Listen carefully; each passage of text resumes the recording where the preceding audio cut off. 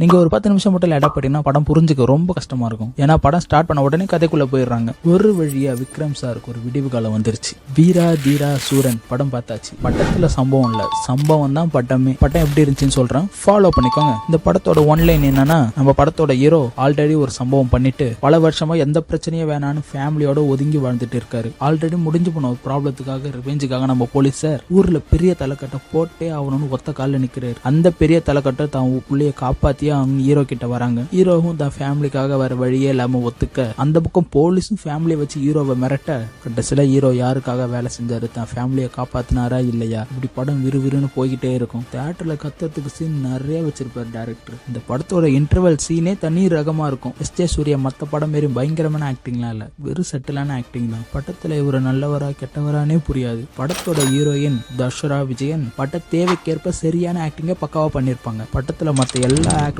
பக்காவா அவங்க ரோலை பண்ணி கொடுத்துருப்பாங்க. படத்துல பேக்ரவுண்ட் ஸ்கோர்லாம் செம்மையா இருக்கும். அதுலயும் லாஸ்ட் ஃபைட்ல ஒன்னு பண்ணிருப்பாரு பாருங்க ஜிவி பிரகாஷ், ஆஹா அதெல்லாம் சொன்னா புரியாது, போய் தியேட்டர்ல பாருங்க அப்பதான் புரியும் அதெல்லாம். இந்த படத்துக்கு நம்ம கொடுக்குற ரேட்டிங் 5/4.